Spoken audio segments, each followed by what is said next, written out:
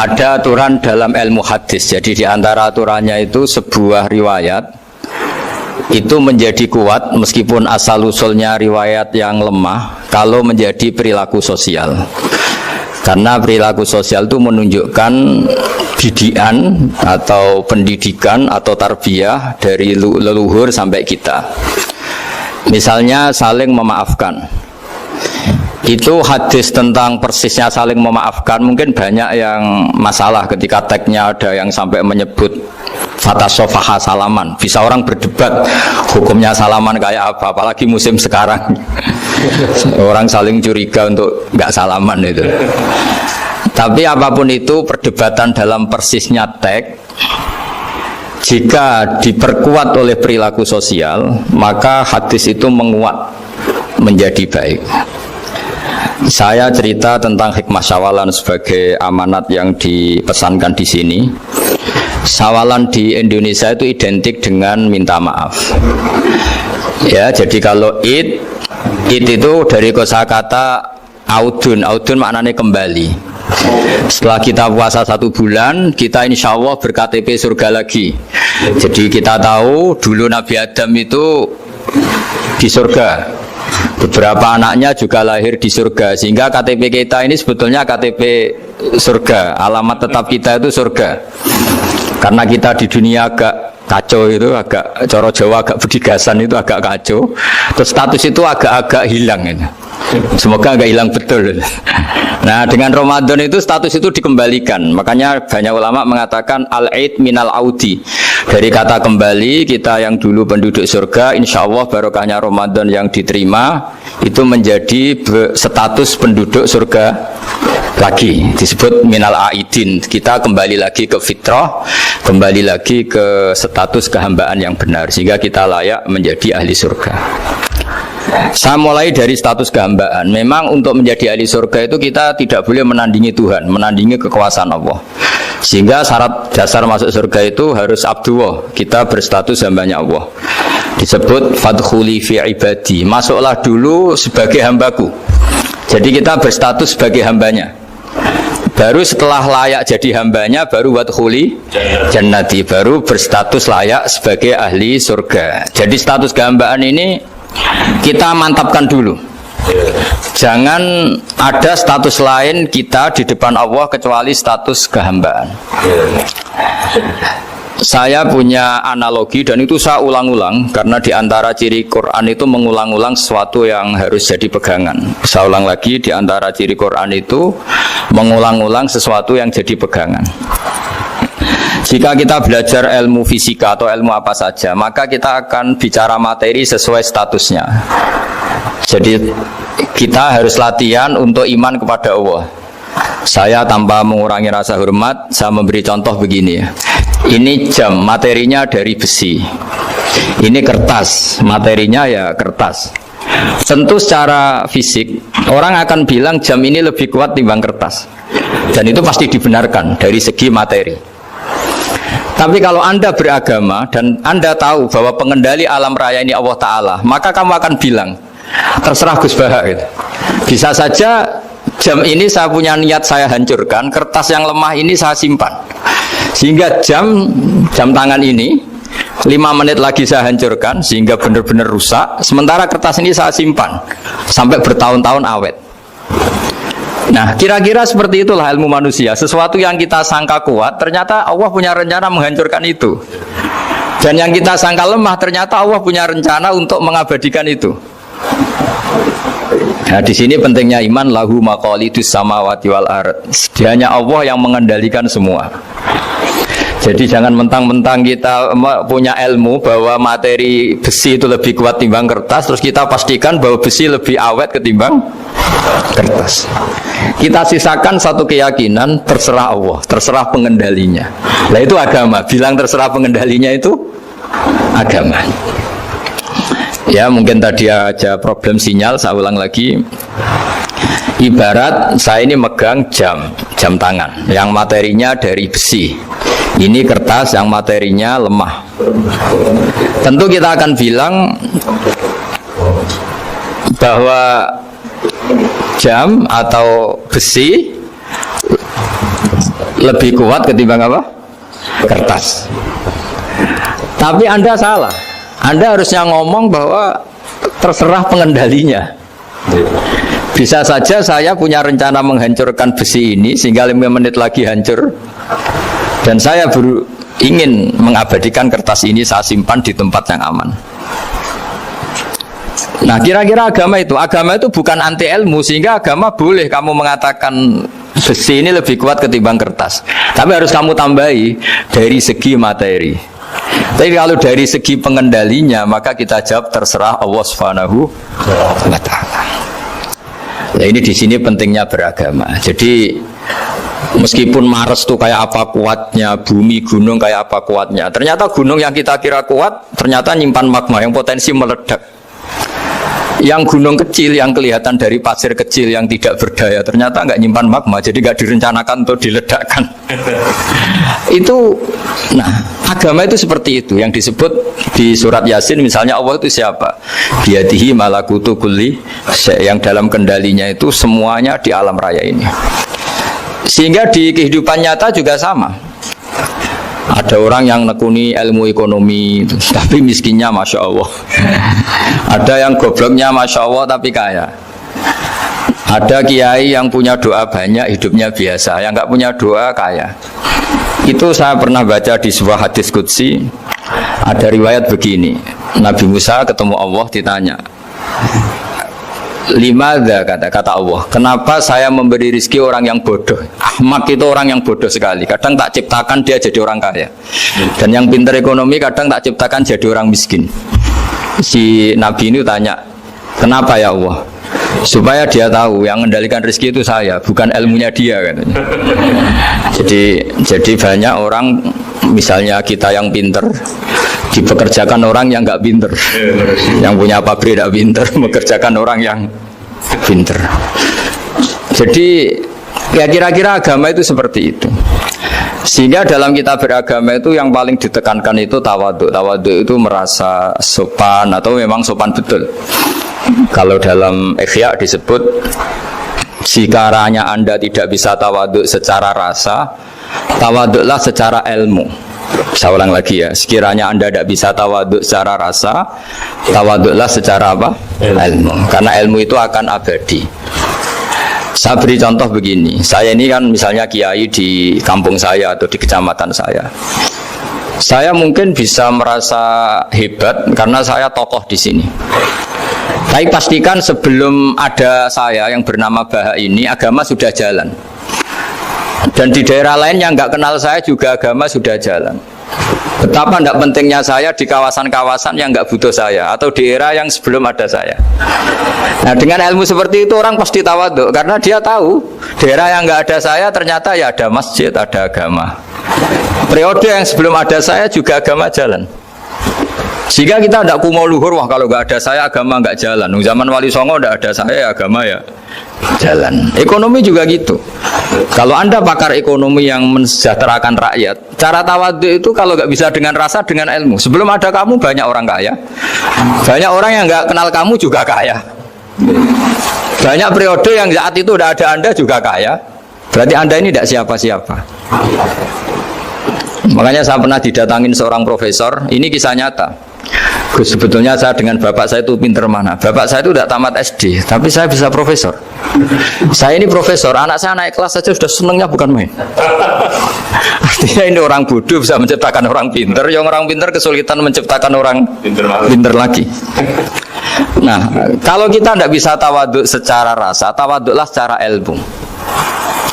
Ikhlas juga gitu, saya sering ngajarkan ikhlas di beberapa kesempatan ngaji.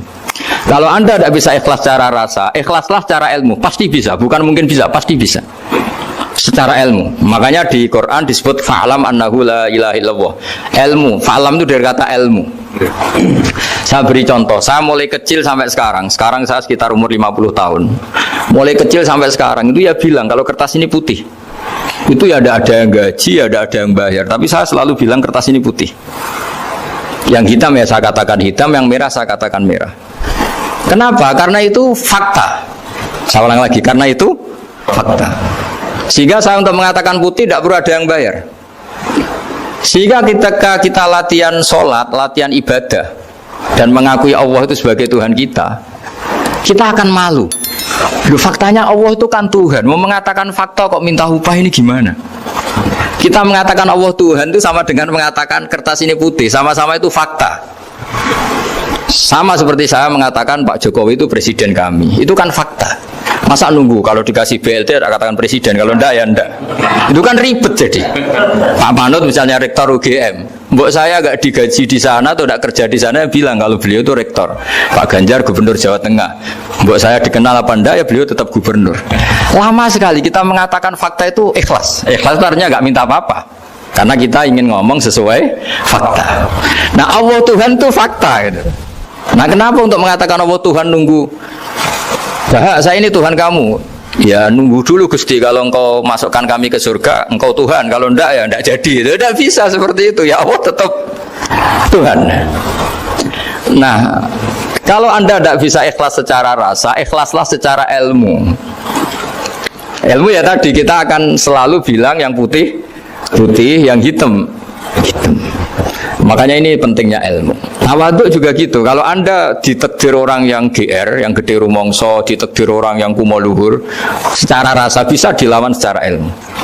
Ada periode di mana sebelum ada kita yang kaya ya banyak, yang dapat hidayat ya banyak, yang terpelajar ya banyak. Ada daerah yang nggak kenal kita, nyatanya pendidikan di situ jalan, sistem sosial baik. Betapa tidak pentingnya kita. Nah, ini nanti memaksa kita atau melatih kita untuk tawaduk. Nah dari hikmah ilmu itu kemudian kita minta maaf sama orang lain itu mudah, karena kita sadar bahwa adanya kita ini problem. Saya sering digojlok orang-orang kaya. Orang-orang kaya itu ya kadang agak kurang ajar tapi nggak bisa dibantah. Begini, pernah tanya saya gini, Gus, saya ini punya mobil mahal, harganya 2 miliar. Kayaknya yang berak pakai jalan raya saya kan. Kok bisa bayarnya pajak saya mahal?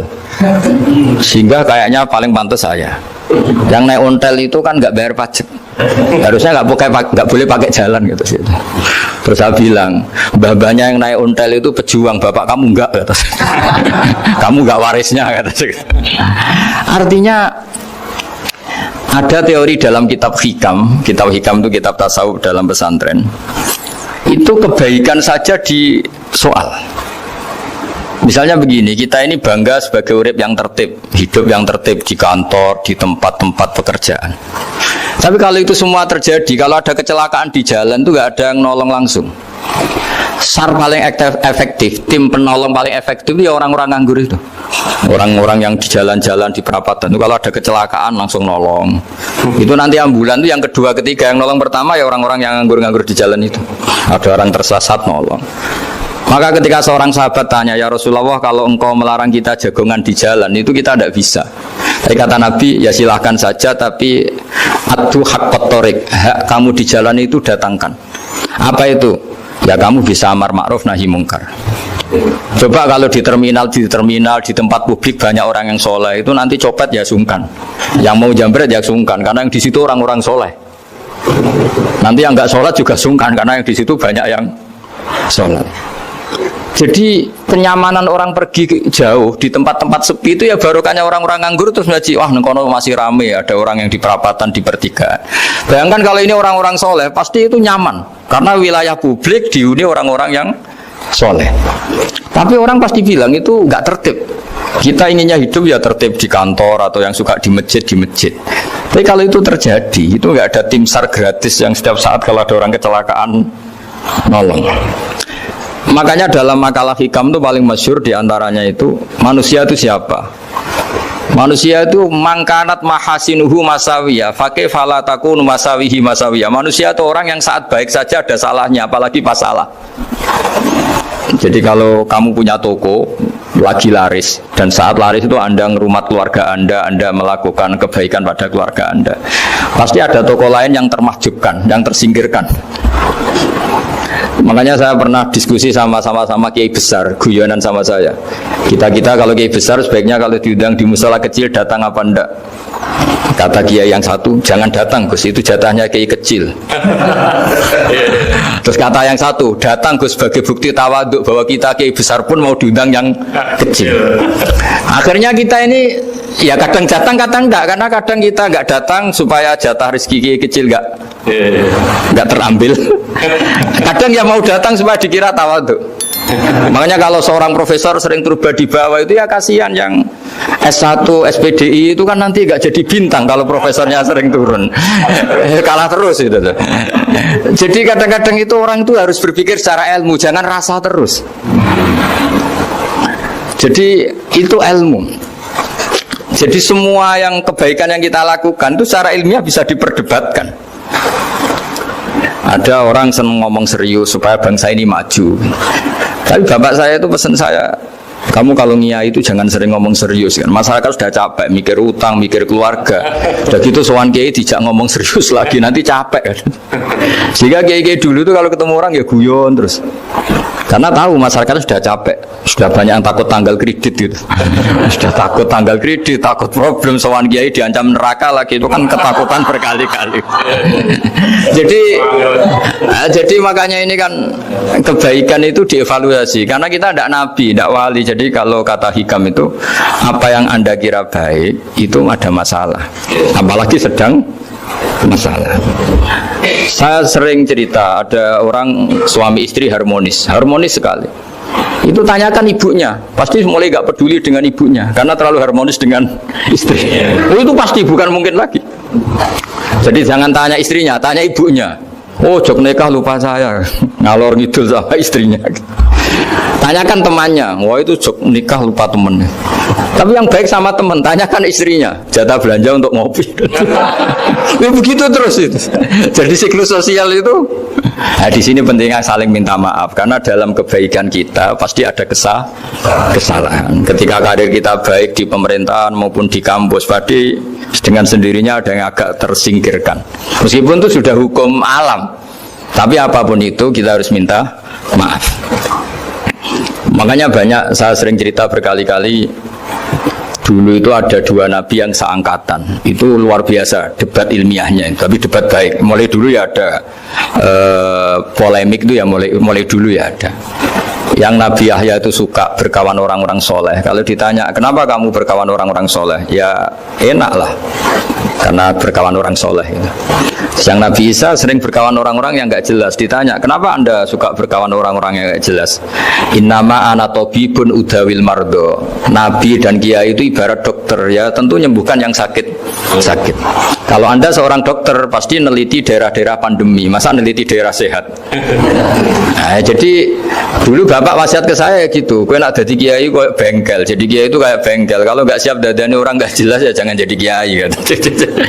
Itu ya, tapi kan masalahnya kita sendiri solehnya pas-pasan, takut terkontaminasi. Jadi yang jelek bukan jadi baik, kita yang baik jadi jelek. Nah itu kan mulai dulu ya polemik sejauh mana kita punya kekuatan untuk tidak terpengaruh yang negatif. Yang negatif terpengaruh kita menjadi positif. Jadi ini cerita-cerita sawalan bahwa dalam kebaikan kita itu ada kesalahan, maka kita tetap istighfar, tetap saling minta maaf. Dulu bapak saya kalau diceritain ada seorang kiai sampai sepuh jadi imam masjid, istiqomah sekali. Dulu bapak saya itu guyu, ya istiqomah, tapi wong liya terus iso dadi kader. Jadi calon-calon kiai ini sudah putus asa karena nggak pernah punya kesempatan jadi imam. Jadi dibalik istiqomah itu ya ada memahjubkan orang lain. Makanya alhamdulillah di Indonesia itu ada pegawai pensiun. Kalau enggak habis itu. Karena yang anyar-anyar itu mesti ini kurang pengalaman, ini kurang senior. Tapi baru kan ada pensiun kan gantian. Tapi masalahnya di dunia kiai itu udah ada pensiun. Tambah sepuh tambah mantap, tambah sepuh tambah mantap. Nah itu sebaiknya ya mulai mundur-mundur sedikit dari imam masjid itu. Ya nyari-nyari yang lain lah supaya ada kaderisasi, ada. Jadi intinya itu di balik kebaikan yang kita lakukan pun itu ada masalah sehingga kita butuh istighfar. Di sini pentingnya dawuhnya para wali-wali, dulu ada istilah wastighfaruna yahtaju ilal istighfar. Ketika kita minta maaf, sebetulnya minta maaf sendiri itu butuh minta maaf lagi. Minta maaf lagi itu butuh minta maaf lagi. Misalnya saya dengan Mas Hilmi ini akrab, pernah pakai uangnya misalnya. Itu kadang kita bayar itu malah tersinggung, kok kayak orang lain saja bayar. Minta maaf juga gitu. Kalau kamu punya teman akrab terus minta maaf resmi itu tersinggung, kayak wong liya ae jaluk sepuro. Jadi kadang jaluk sepuro itu malah masalah.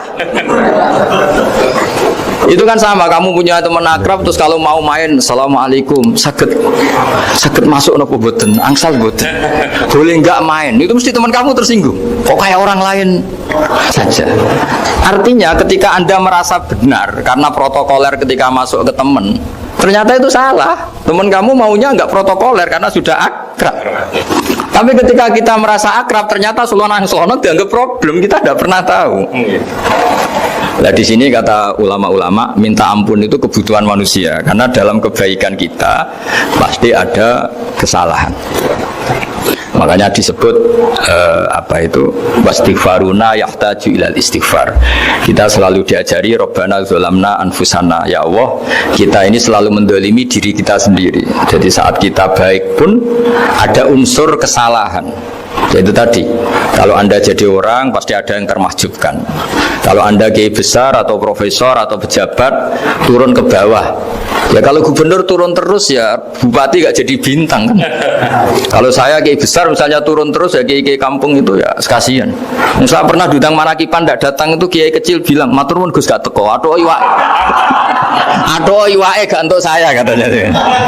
Barokahnya saya ada itu lucu ya, matur nuwun betul. Matur nuwun Gus jenengan gak dugi jadi. Akhirnya jatah besarnya untuk saya. Nah, tapi yang punya rumah komplain, Gus tak udah ngeratau teko PP aku wong cilik. Aduh.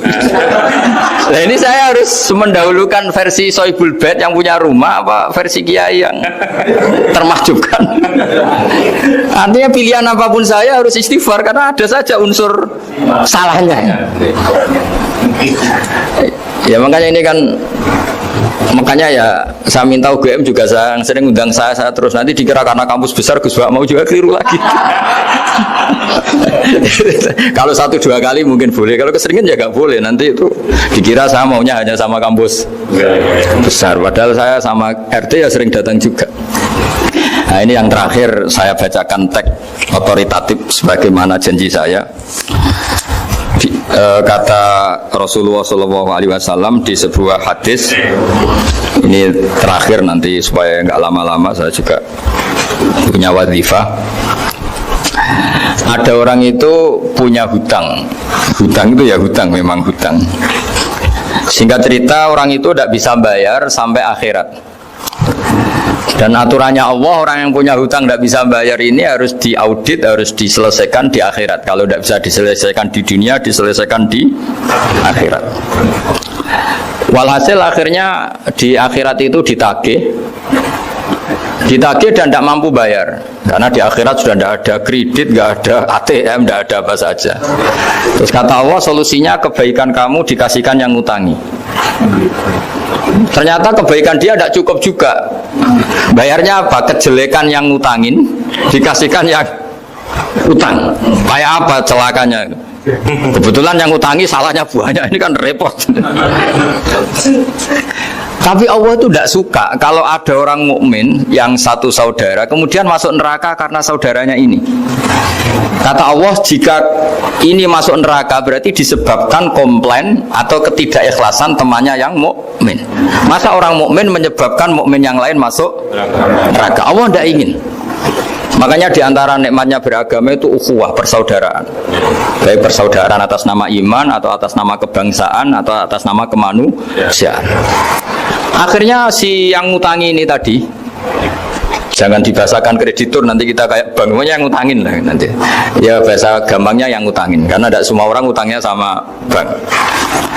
Sama Allah ditunjukkan satu surga yang luar biasa. Nanti tak baca teks Arabnya ya, supaya dapat berkahnya bahasa Arab. Terus saking mewahnya surga itu, si yang ngutangin tanya, ya Allah itu untuk nabi siapa? Karena semewah itu pasti untuk kelas nabi. Atau untuk wali siapa? Katanya, terus kata Allah, sabda Allah, untuk siapapun yang mampu membeli. Lalu siapa yang bisa membeli surga semewah itu? Kamu bisa. Terus dengan apa ya Allah? Kamu mengampuni teman kamu itu, kamu bebaskan dari utangnya, nanti tak kasih surga itu. Terus akhirnya sama Allah, Kata orang itu, ya Allah saya bebaskan. Ya sudah kamu berdua masuk surga. Karena Allah tidak ingin ada kasus aneh. Dua orang mukmin ini kan bersaudara. Masa bersaudara kemudian yang satu menjadi penyebab masuknya neraka karena ini tidak mau memaafkan.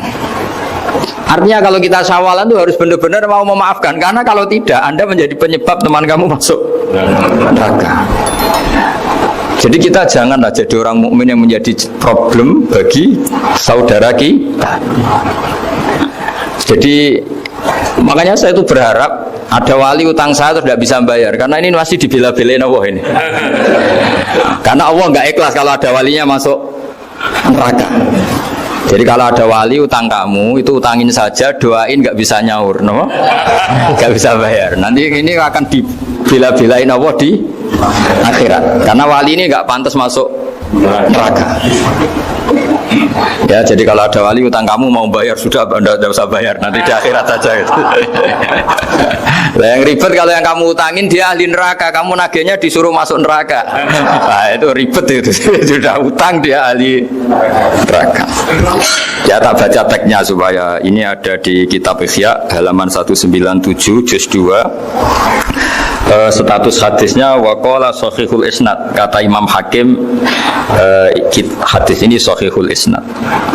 Saya baca Arabnya nanti insyaallah sebagian ya supaya kelihatan teks aslinya di bab hukukul muslim.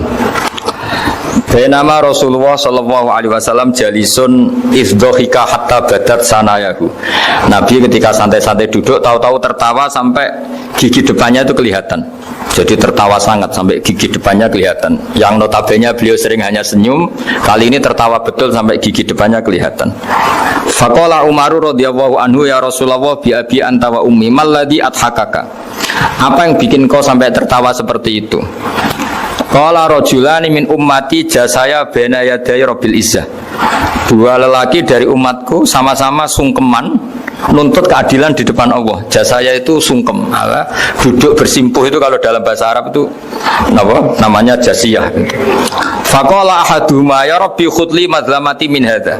Faqala wa rudda ala akhika madlamata. Qala ya rabbi lam yabqali min hasanati syai'un. Faqala wa ta'ala li talib kaifa tasna'u bi akhika wa lam yabqalahu min hasanati syai'un. Faqala ya rabbi falyahmil anni min auzari. Kalau kebaikannya dia tidak cukup, ya salah saya supaya dilimpahkan ke dia. Terus summa fadat aina Rasulillah sallallahu alaihi wasallam bil buka. Nabi di tengah-tengah cerita itu nangis, senangis-nangisnya karena habis seneng lalu nangis karena ini kan kebaikannya sudah dikasihkan habis, nggak cukup. Akhirnya kejelekan yang ngutangin ini diberikan. Makanya kalau kamu ingin masuk surga, utangi orang-orang soleh sebanyak-banyaknya dan doain nggak bisa apa? Nyaur. Tapi tak jamin orang soleh itu nggak suka utang karena hidupnya sederhana itu. Kayaknya saya tidak akan utang Mas Ilmi itu karena orang soleh itu hidupnya sederhana, pasti tidak butuh. Kalaupun utang paling ya untuk makan, kan gampang nyaurnya apa?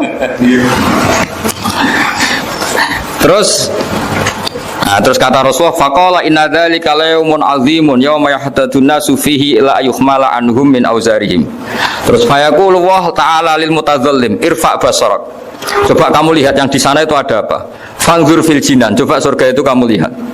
Faqala ya rabbi ara madaina min fiddatin wa kusuran min dhahabin mukallalatan bil lu'lu'.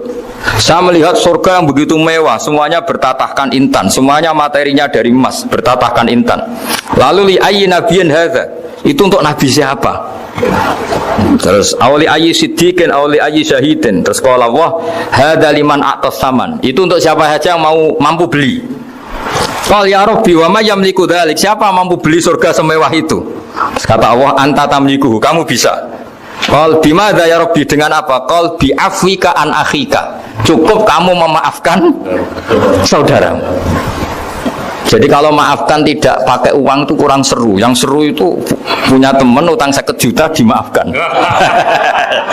Jadi memaafkan paling seru itu maafkan apa? Utang. Kalau maafkan sama-sama salah miso apa itu enteng itu. Ini yang seru itu teman punya utang 1 juta kamu itu seru itu. Lain nanti aja di akhirat itu, nanti sudah ada akhirat.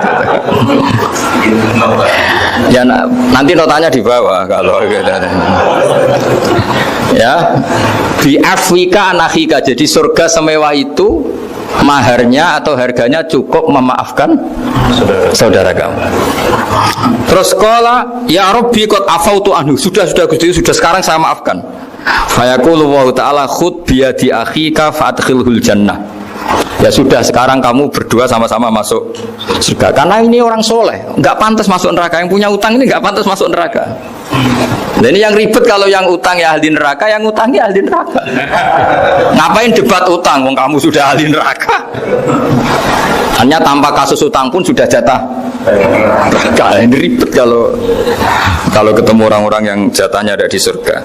Sumaqala sallallahu alaihi wasallam, ittaqullaha wa aslihu dzata bainikum fa innallaha ta'ala yuslihu bainal mu'minin yaumal qiyamah. Jadi di antara proyek besar Allah itu menjadikan orang mukmin itu bersaudara dan saling memaafkan. Itu sampai akhirat proyek itu masih dilakukan Allah. Maka ketika di dunia kayak sawalan ini usahakan saling memaafkan karena keinginan Allah sampai akhirat pun seorang mukmin itu saling memaafkan. Ya, jadi ini sebagai penghormatan saya pada teman-teman alumni UGM juga semua muhibbin, semua yang memanfaatkan ngaji ini, bahwa kita harus berjiwa besar untuk saling memaafkan. Ya, saya kira demikian dan mohon maaf. Assalamualaikum warahmatullahi wabarakatuh.